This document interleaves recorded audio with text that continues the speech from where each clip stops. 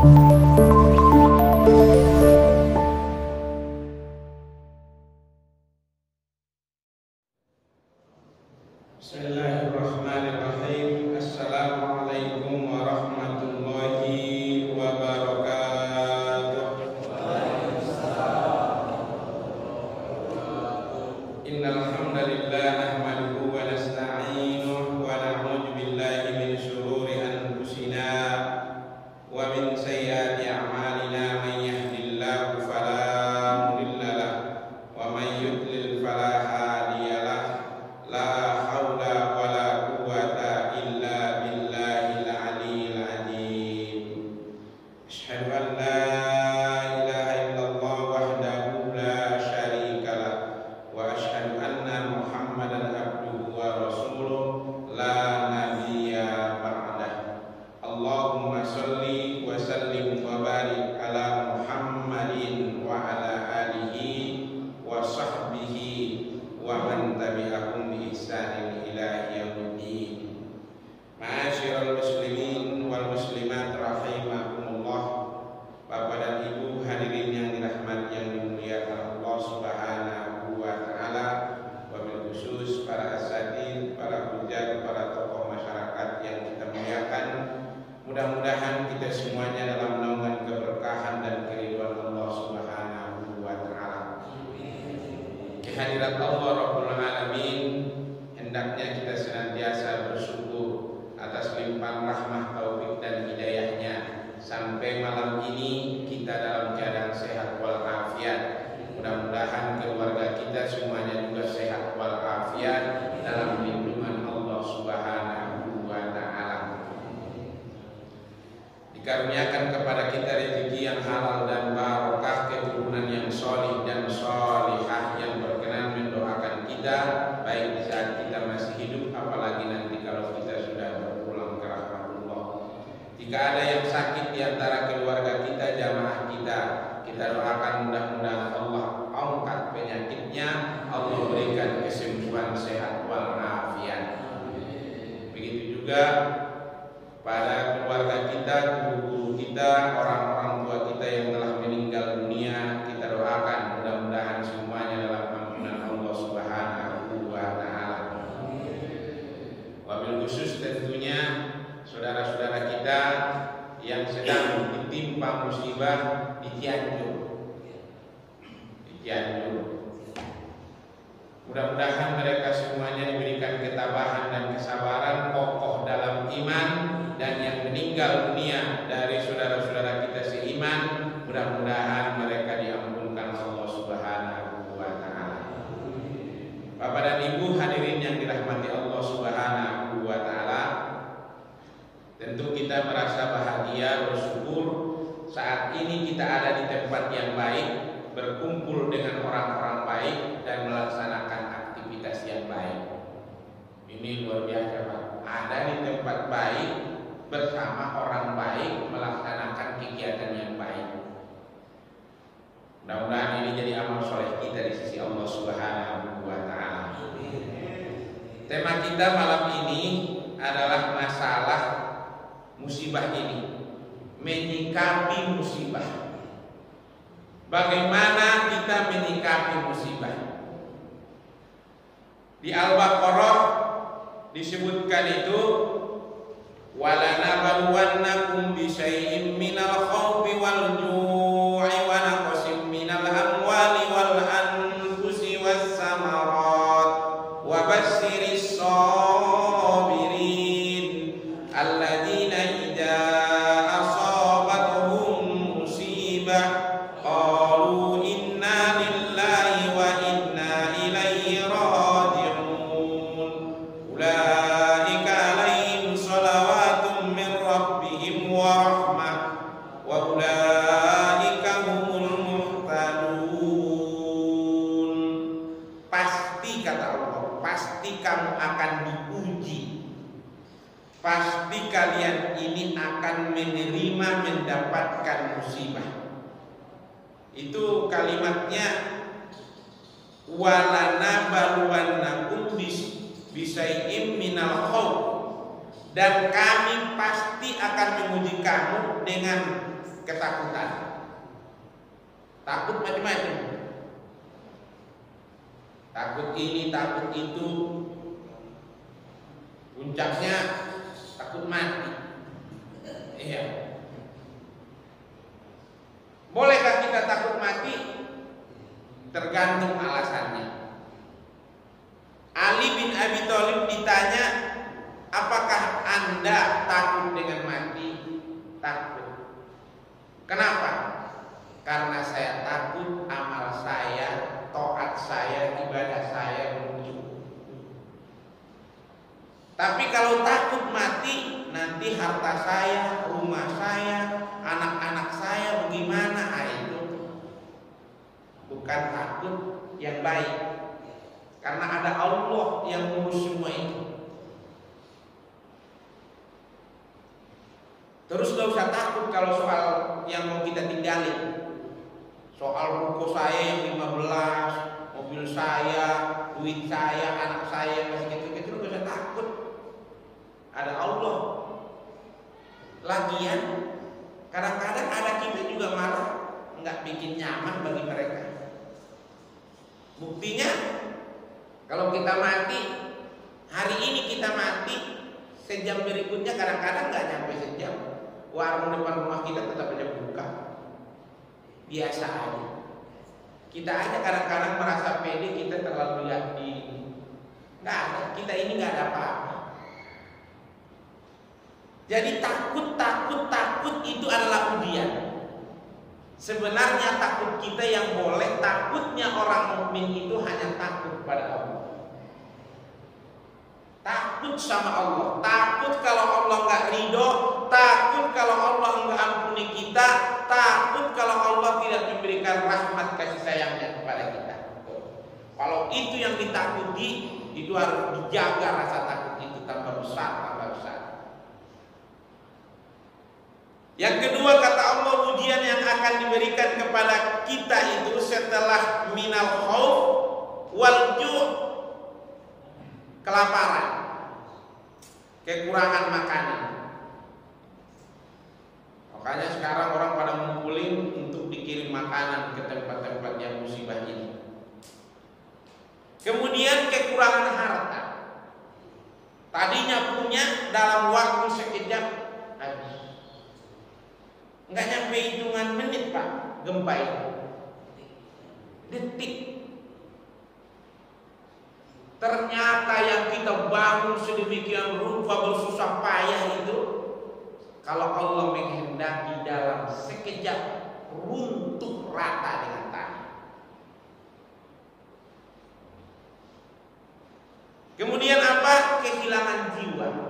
Orang-orang yang kita cintai dan mencintai kita dipanggil Allah.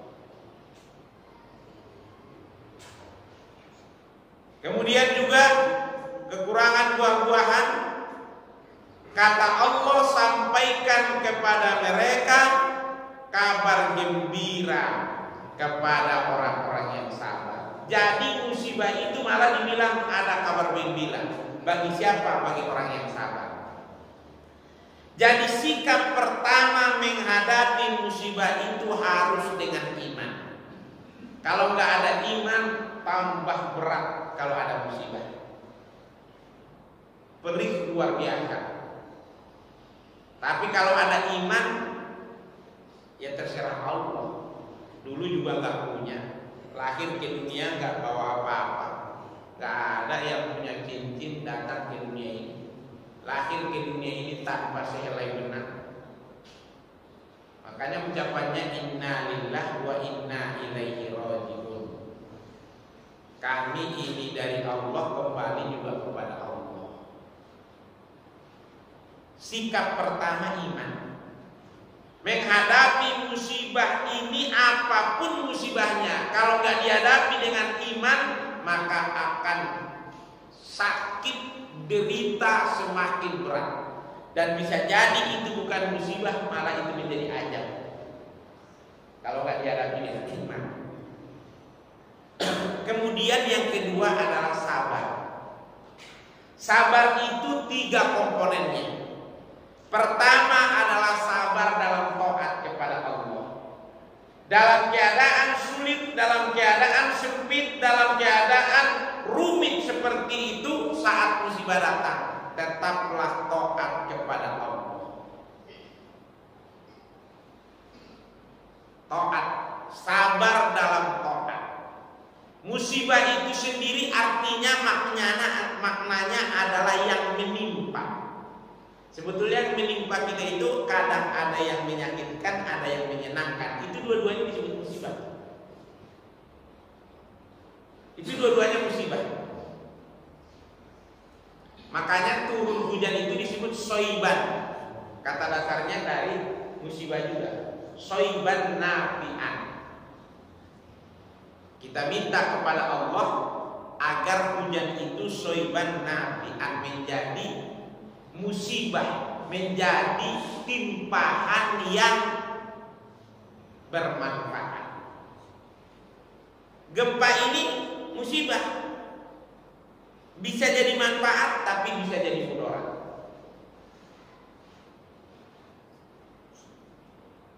Kan udah runtuh rumah, manfaatnya di mana? Manfaatnya meningkatnya keimanan kalau dihadapi dengan iman, meningkatnya ketaatan, runtuh kesombongan. Kalau rumah runtuh, sombong tidak runtuh, wah itu kacau. Romalah sombongnya meningkat 2-3 lantai. Tadinya sombongnya cuma 1 derajat, jadi 5 derajat sombongnya. Bahaya. Bahaya. Saudara-saudara hadirin yang dirahmati, yang dimuliakan Allah. Kemudian sabar itu sabar dalam taat, kemudian sabar dalam menjauhi maksiat. Menghadapi musibah sabar, jauhi maksiat. Ini maksiat ya Allah ya Rabbi ya Karim. Saya di mana-mana suka sampaikan, Pak. Negeri kita ini maksiat itu yang namanya dosa. Coba kita sebutin maksiat apa aja di hati kita. Sebutinlah segala macam yang namanya dosa. Mabok, judi, zina, apalagi semualah, korupsi, nipu, riba. Sebutin semuanya. Terus pasti tadi pertanyaan, kira-kira yang gak dikerjakan di negeri kita yang mana? Kayaknya kita satu jawaban, kayaknya dikerjakan semuanya. Yang judi-judi, yang mabuk tiap hari, hampir ada yang mati, oplosan-oplosan, yang zina, apalagi di tempat-tempat sejuk, puncak, pinggir-pinggir pantai. Tuh, belum lagi keserakahan sampai menjual akidah. Ustadz kita dekat di sini, di Wisma Asri itu, yang situ Morang, udah lama cerita tentang misionaris yang memuntakkan saudara-saudara kita di tanah Pasundan ini, mulai Garut, Sukabumi, sampai Cianjur juga sering diceritakan sama beliau. Nih, jauhi maksiat, taat sama Allah. Sabar itu bukan sabar, ya Allah datang siapa? Enggak. Taat sama Allah, kemudian jauhi maksiat, kemudian dalam menerima musibah itu sabar dengan menyikapinya. Ini adalah takdir Allah. Saya ingin cerita kepada kita sedikit. Mudah-mudahan dengan kisah ini mendekatkan kita memahami bagaimana semestinya menghadapi musibah. Dulu di Andalus, di Spanyol, masih di masa Abbasiyah itu, masa pemerintahan Khalifah Abdurrahman III, terjadi yang namanya kekeringan luar biasa. Kemudian waktu itu muftinya, qadinya itu kalau kayak kita sekarang mungkin ketua majelis ulamanya dipanggil. Tolonglah berdoa memohon kepada Allah, bermunajat biar kita melaksanakan sholat istisqa, minta hujan. Perlu persiapan tentunya, kata Khalifah. baik 2-3 hari ini. Akhirnya ini kodi ini namanya Munjir. Saya ingat namanya Munjir. Nah, sama dengan Ustadz yang di sini yang suka cerita tentang Munjir Situmorang. Ya. Ustadz Munjir Situmorang, dia Munjir, jadi Munjir juga namanya. Jadi 2-3 hari dia lama berzikir, tahajud panjang kalau malam, bermunajat kepada Allah, minta ampun. Sampai pada hari hanya datanglah dari kerajaan untuk menjemput nih kiai ini kodi ini. Sudah siap, sudah siap, wahai Syekh, siap. Ketika dia mau turun dari rumahnya, dia buka pintu, boleh saya bertanya, katanya, kepada utusan raja ini, utusan khalifah. Iya, ada apa? Pertanyaannya, apa yang dilakukan oleh khalifah pada hari-hari terakhir ini? Beliau telah melepaskan baju kebesarannya. Dia berpakaian dengan pakaian biasa. Kemudian dia banyak bertafakur, berzikir di akhir-akhir sholatnya, lebih-lebih kalau malam. Kemudian dia banyak bersedekah, belusukan datang kepada rakyat-rakyat yang susah. Kemudian dia bercucuran air mata mohon ampun kepada Allah. Terus kata Syekh ini, kodi ini kepada santrinya, kalau begitu berangkat kita siapkan payung. Siapkan payung, berangkat ke lapangan sholat istisqa. Belum selesai sholat, hujan turun dengan deras. Kemudian santri-santrinya bilang, wah, karomah guru kita luar biasa. Belum sholat dia udah tahu bakal hujan. Kata Syekh Munjir ini, ya ulang, wahai anak-anakku, bukan saya, tapi adalah khalifah. Apabila tunduk hati orang-orang besar di bumi, maka rahmat Allah akan turun. Jadi yang perlu ditundukkan ini, menghadapi musibah ini, ayo tundukkan hati. Tundukkan hati khusyuk. Ija khosaha jabbarun ardi rahmat jabbara fisana. Maka rahmat penguasa langit akan turun. Kalau penghuni-penghuni bumi, orang-orang hebat di bumi ini, pejabat-pejabat, orang-orang kaya, penguasa, pengusaha, orang-orang yang diberi amanat di bumi ini tunduk hatinya, maka rahmat Allah akan turun. Tapi kalau angkuh tetap bahaya.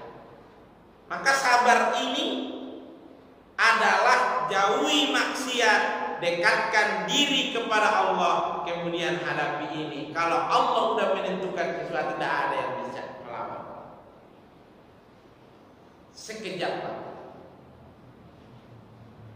Saya tidak tahu persis di titik pusat gempa itu seperti apa. Tetapi saya waktu itu sedang ngajar di kelas. Saya sedang berdiri. Saya kira anak-anak yang belajar itu yang bermain meja atau apa, kok goyang. Saya berbalik mereka jauh kanan. Bukan Ustaz, gempa apa? Kayaknya cuma 2 detik. Kita berbalik udah nggak berani. Hanya air yang ada di gelas kita masih kelihatan ada goyangan dikit. Sebentar, sekejap, mudah bagi Allah. Tapi kalau ini tidak mampu meruntuhkan kesombongan hati, tingginya hati selama ini, lagunya, gayanya yang kadang-kadang udah kebangetan ini nggak mau juga. Peringatan Allah ini akan bertambah besar. Tapi ya namanya musibah itu, kalau terjadi musibah tidak hanya menimpa orang-orang jolim di antara kamu, kata Allah dalam Al-Quran. Sapu bersih. Kalau Kiai Haji Zainuddin Amjad menjelaskan itu, kayak seorang ibu keluar rumah, bersih-bersih depan rumahnya. Lagi bersih-bersih, itu depan rumahnya ada pohon jambu, lagi bersih-bersih. Tiba-tiba dia digigit seekor semut. Dia lihat di pohon banyak semut.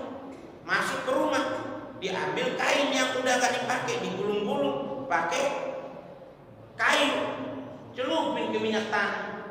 Dia datang kan, nggak dicari yang gigit, sapu bersih. Jadi kalau datang musibah itu tidak hanya menimpa orang-orang zalim di antara kamu, tetapi akan terjadi sama semuanya. Jadi hadirin yang dirahmati yang dimuliakan Allah, bahwa yang namanya musibah ini harus diiringi dengan pertaubatan. Taubat. Saya setelah musibah ini dari Jumat kemarin sampai Jumat ini, satu Ahad terakhir ini, saya teringat awal-awal reformasi dulu ada namanya digaungkan oleh Amin Rais di Al-Azhar, Taubat Nasional. Taubat Nasional. Runtuhnya rezim Orde Baru itu karena KKN. Dianggap KKN-nya udah terlalu parah, korupsi, kolusi, nepotisme. Runtuhnya Orde Lama itu karena PKI, Nasakom. Sekarang semuanya ada.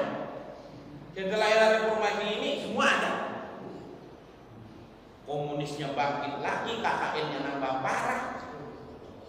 Iya kan Pak? Nambah parah. Korupsinya nambah parah. Obat-obat terlarangnya nambah kacau, nambah parah. Bahkan polisinya dijual, diindikasikan. Polisi sama polisi main tembak-tembakan. Bini polisi digendong sama dan kacau semuanya. Nambah kacau semua. Jadi kita bukannya tambah ini, di era reformasi ini malah tambah kelihatan banyak. Kalau nggak bertaubat ini Pak, akan tambah runyam. Utang semakin banyak, ini kan menghimpit. Musibah datang silih berganti, manusianya tambah nggak akur, main kata-kataan tiap hari. Awal-awal pemerintahan periode kedua kabinet ini itu udah muncul awal-awal masih mau pemilu yang namanya cebong kampret, sampai sekarang tetap aja. Malah nambah kadrun, malah tambah banyak. Ini kan semua musibah. Nggak ada caranya kecuali bangsa ini mau bertaubat. Kalau enggak, kita akan meninggalkan di belakang kita adalah generasi-generasi yang penuh dengan cemoohan, penuh dengan perilaku-perilaku yang kayak ini, dan tidak ada lagi yang namanya akhlakul karim. Viral Pak di medsos itu, anak sekolah pulang-pulang ketemu nenek-nenek yang sebenarnya ya sangat udah tua, bukan ngapa-ngapain, cuma jalan di pinggir jalan entah gimana ditendang. Hampir nyungsap neneknya. Tapi itu luar biasa. Kenapa? Kenapa ini semuanya? Karena kadang-kadang generasi ini udah muak melihat tingkah para orang-orang yang sudah dewasa, orang-orang tua yang diberi amanah. Mereka aja kayak begitu. Jadi apapun yang diomongin orang tua di rumah, apapun yang diomongin guru di sekolah udah nggak masuk, karena yang dia lihat, yang dia tonton setiap hari adalah ono aja begitu, itu aja begitu. Bu gurunya bilang nggak boleh harus santun, ono pangkatnya tinggi aja bisa begitu. Kan saya sekolah biar saya pangkatnya tinggi. Ini ngeri Pak. Ini musibah sebetulnya yang lebih dahsyat. Musibah yang namanya peradaban, rusaknya moral manusia. Jadi hadirin yang dirahmati yang dimuliakan Allah, kalau musibah-musibah yang sifatnya rusaknya rumah, rusaknya jalan, insya Allah nggak terlalu lama, bersama bergandeng tangan bisa dibangun lagi. Tapi kalau rusaknya moral, rusaknya akhlak, ini tidak mudah. Hadirin yang dirahmati yang dimuliakan Allah. Jadi bagaimana bertaubat? Ketika Nabi Nuh alaihi salam, ini populer di kita kisah ini. Nabi Nuh alaihi salam mengajak umatnya untuk meminta ampun kepada Allah. Faqul tustaghfiru rabbakum innahu kana ghaffara. Maka mohonkanlah, mintakanlah kepada Allah Tuhan kamu ampunan, sesungguhnya Dia adalah Maha Pengampun. Kalau kalian melakukan itu, kata Nabi Nuh yang dikisahkan Allah dalam Al-Quran pada surah Nuh, yursilis samaa alaikum midirara. Kalian akan mendapatkan cucuran hujan, cucuran rahmat dari Yang Maha Pengasih, Maha Penyayang. Midirara. Kepada kalian akan turun rahmat, hujan yang lebat dari langit. Ini hujan yang akan diturunkan itu hujan yang akan menyuburkan tanaman-tanaman, hujan yang akan menyebabkan kita dari tanaman-tanaman itu dan hewan peliharaan kita akan mendapat makanan yang cukup melimpah. Kenapa dibilang begitu? Karena nggak ada yang paling utama Pak dalam Al-Quran. Kalau kita teliti, rahmat Allah, rezeki namanya, yang sifatnya rezeki, nggak ada yang paling utama selain makanan. Sering banget disebut di Quran itu masalah makanan. Kenapa?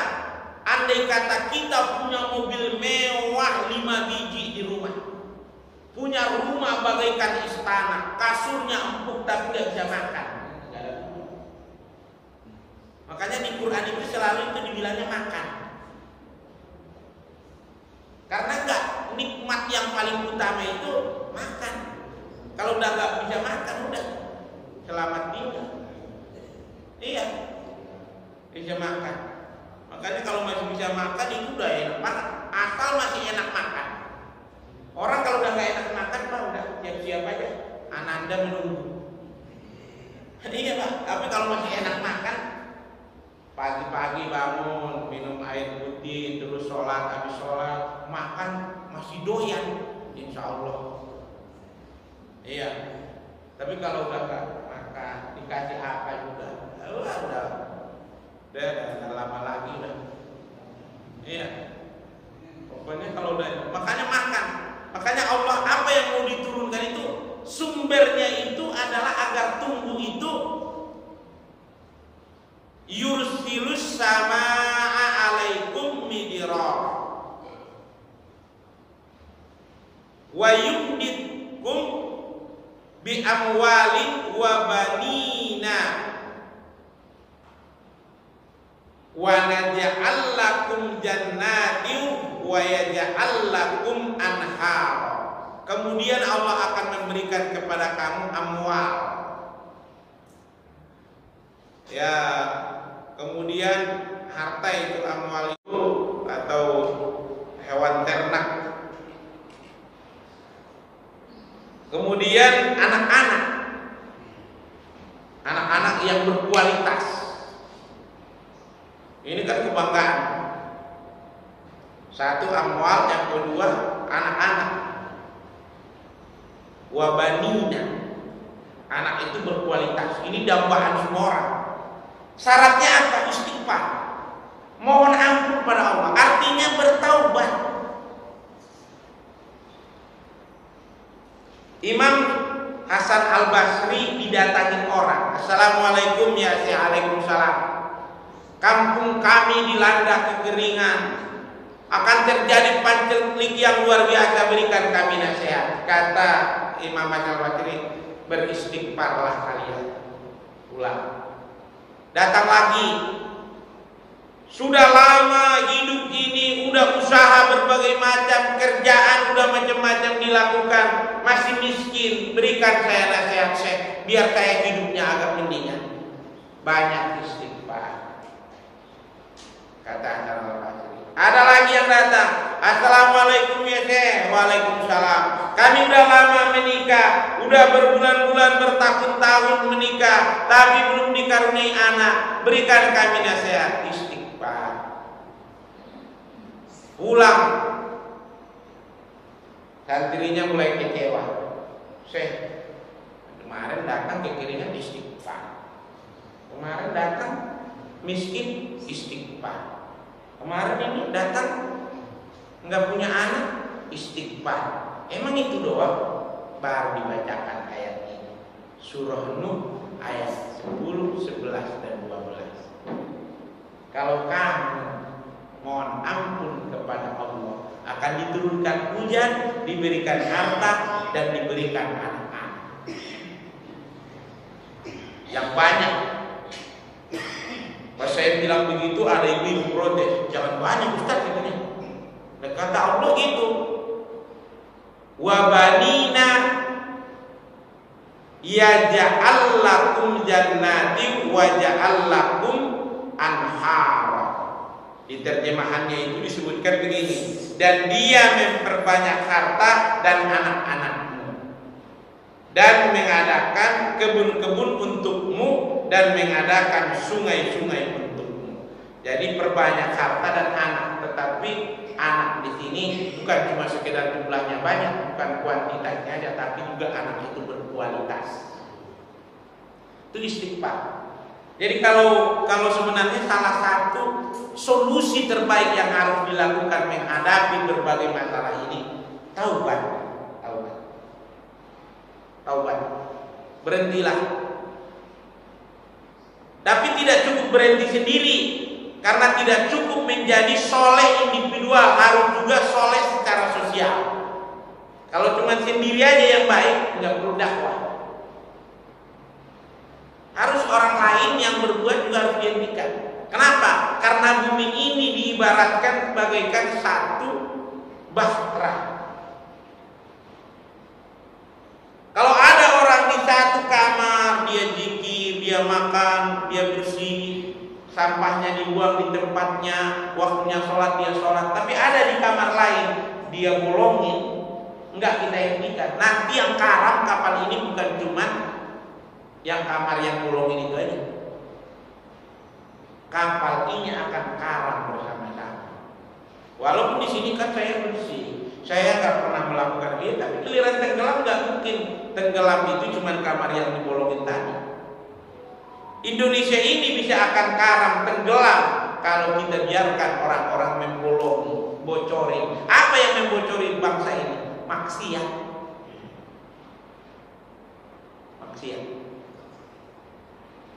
Jadi kita harus bergandeng tangan. Umat ini harus bersama-sama. Orang lain saja yang berdiri dalam kebatilan dan kemaksiatan itu kompak luar biasa. Giliran kita yang berdiri di atas jalan Al-Quran pada Shirathul Mustaqim, kayaknya susah banget kompak. Susah kompaknya. Antara tahun 92 sampai 98 saya rutin ngisi pengajian di penjara, di Salemba, di Pondok Bambu dan Cipinang. Itu mereka cerita, Pak, itu kalau dia kelompok nyopet, kalau mereka ada 5 orang, itu kalau bisa jangan ketangkap 5-5-nya, satu aja ketangkap, biarin. Yang 4 ini nanti akan backup dia. Kompak mereka. Udah lu jangan nyanyi ya, jangan cerita, udah lu aja. Keluarga lu tak tenang, lu pulang nanti ada bagiannya. Nah, kalau kita, ustaz kita ketangkap, biarin aja, ngajarin ini.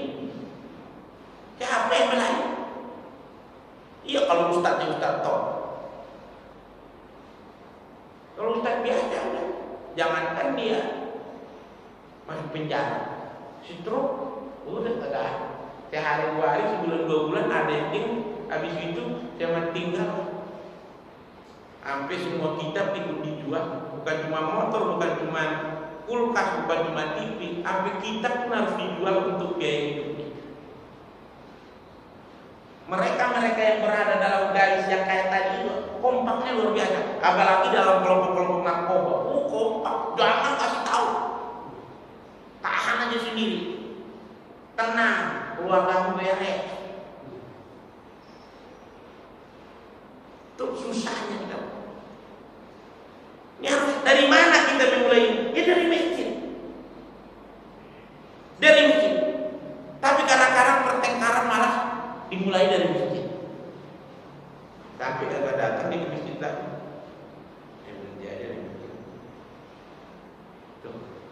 Padahal kita berdiri dengan Tuhan yang sama, sholatnya masih sama, rukuknya masih sama, Al-Qur'annya masih sama, tapi tidak susah berubah. Itu hebatnya setan yang belah-belah kita. Itu memang bukan salah kita, salah setan. Ya. Salah setan. Tapi kalau kita baru yang terakhir bahwa jangan cari kambing hitam dalam urusan ini. Termasuk tadi jangan nyalain setan. Coba kita lihat bagaimana Nabi Adam ketika dia keluar dari surga, nggak pernah nyalain iblis. Baca Quran, dengarin dari ulama-ulama kita, baca kitab-kitab yang lain, tidak pernah yang namanya Adam nyalain iblis. Ya Allah, ini gara-gara iblis tuh. Iblis memang benar-benar ada pemerintahan. Iblis nggak pernah. Yang ada dia Rabbana jolamna anfusana. Kami ini sudah berbuat jolim terhadap diri kami sendiri. Wa illam taghfir lana, kalau engkau tidak ampunkan kami, wa tarhamna, tidak engkau rahmati kami, lanakunanna minal khosirin, rugi kami ya Allah. Dia gak nyalain siapa-siapa, dia salahkan diri sendiri. Salah satu penyakit di kehidupan kita, suka nyalain orang, senang nyari kambing kita. Itu sifatnya iblis. Kalau iblis dia memang jadi salah-salahnya ada. Kalau Nabi Adam, orang tua kita, enggak, sifatnya enggak begitu. Dan itu nanti terjadi lagi kepada keturunannya Nabi Adam alaihissalam, Nabi Yunus. Ketika dia itu ditelan ikan, dia tak nyalain siapa-siapa. La ilaha illa anta subhanaka inni kuntu minadz zalimin. Inni kuntu minadz zalimin. Jadi bagaimana? Kalau kita melihat ada orang salah, itu tidak mutlak karena kesalahan dia. Jangan-jangan di sini ada kesalahan kita. Apa kesalahan kaya? Jangan-jangan kita nggak bisa menasihati dia. Ini orang salah nih, mabuk terus. Dia mabuk itu gara-gara kita nggak bisa nasihati dia. Udah saya bilangin, memang orangnya nggak bisa dibilangin. Jangan-jangan cara kita bilangnya nggak benar.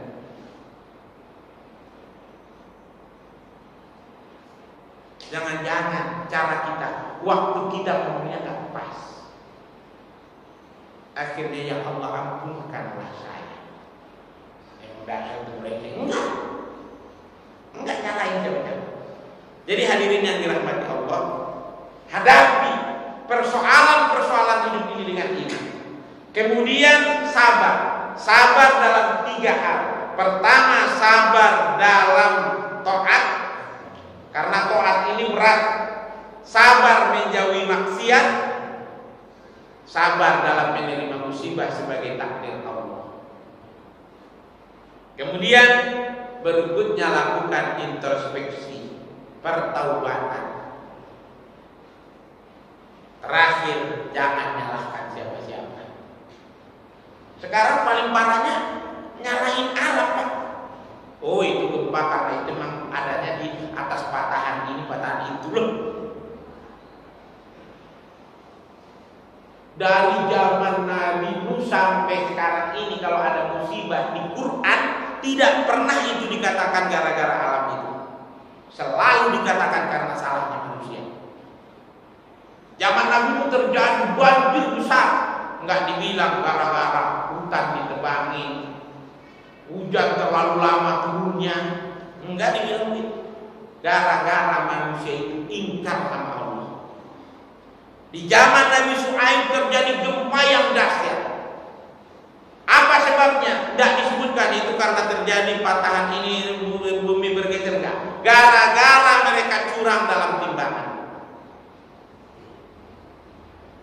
Sekarang kalau kita catat, Pak, dosa-dosa yang dilakukan umatnya Nabi Nuh dilakukan umat sekarang. Dosa-dosa yang dilakukan umatnya Nabi Shu'aib dilakukan sama umatnya sekarang. Pokoknya apa aja. Zaman Nabi Nuh ada yang namanya homo Mungkin di zaman Nabi Ibrahim nggak ada homo. Nama Nabi Lut ada homo. Sekarang di kita homo ada. Tukang curang timbangan ada, yang riba ada, semua pokoknya semuanya lengkap kan. Kalau ini nggak disikapi dengan pertaubatan, untung kita masih diberi Allah waktu untuk segera menyadari ini. Para ulama, para asatidz, para da'yan ilallah akan terus-menerus menyampaikan ini di tengah kehidupan masyarakat. Kita jangan bosan-bosan menyampaikannya bersama-sama dalam forum-forum yang ada pada kita. Kalau sudah kita sampaikan sedaya upaya kita, fa'idza ajabna fatawakkal 'alallah. Kita berserah diri kepada Allah Subhanahu wa taala. Barangkali demikian Bapak dan Ibu. Jadi dalam taklim kita malam ini menyikapi musibah itu dengan 4. Pertama tadi dengan iman, 2 sabar, 3 taubat, 4 jangan nyalain siapa-siapa. Jangan nyalain siapa-siapa. Mari salahkan kita manusia ini. Saya kadang-kadang sedihnya itu yang disalahkan alam. Terus orang nggak boleh tinggal di situ. Emang di mana di atas bumi ini yang nggak ada ininya, yang nggak ada patahannya, yang nggak ada ininya? Di mana? Demikian Bapak dan Ibu, monggo Pak kalau ada yang mau ditambahkan, ada yang mau disampaikan, Pak yang tafadhol. Mohon maaf kalau ada yang kurang berkenan. Bapak sekalian, silakan masih ada waktu sebentar kalau yang mau menambahkan atau menanyakan yang kurang jelas. Silakan Pak. Ibu. Bapak. Bapak ada Pak ini. Ya, alhamdulillah. Pada akhirnya kita mohonkan kepada Allah, mudah-mudahan kita senantiasa diberikan Allah perlindungan dan pertolongan. Perlindungan dan pertolongan itu akan kita peroleh melalui sabar dan sholat. Ya ayyuhalladzina amanu ista'inu bis-sabri was-shalah. Innallaha ma'as-sabirin. Allah akan bersama orang-orang yang sabar dalam taat, sabar menjauhi maksiat, sabar dalam mengikuti ketentuan Allah Subhanahu wa taala. Ya mudah-mudahan musibah ini segera berakhir dengan pertolongan Allah dan kita hamba-hamba Allah ini segera meninggalkan yang namanya kesalahan dan dosa kemaksiatan, kemudian mendekatkan diri kepada Allah dengan tulus ikhlas karena iman kepadanya. Karena kalau Allah melindungi kita, tidak ada yang bisa mencelakai kita. Tapi kalau yang namanya datang kemudaratan, datang yang namanya musibah dari Allah, tidak ada juga yang bisa melindungi kita. Hanya kepada Allah kita berserah diri, hanya kepada Allah kita mohon pertolongan dan perlindungan. Hadirin yang dirahmati yang dimuliakan Allah, kepada Allah kita mohonkan ampun. Astaghfirullahaladzim alladzi la ilaha illa huwal hayyul qayyum wa atubu ilaih. Terima kasih atas segala perhatiannya. Mohon maaf atas segala kekurangan dan kesalahannya. Mudah-mudahan ayat-ayat Al-Quran yang kita baca menjadi taufik hidayah bagi kita. Subhanakallahumma wa bihamdika asyhadu an la ilaha illa anta astaghfiruka wa atubu ilaih. Billahi taufiq wal hidayah. Assalamualaikum warahmatullahi wabarakatuh. Waalaikumsalam.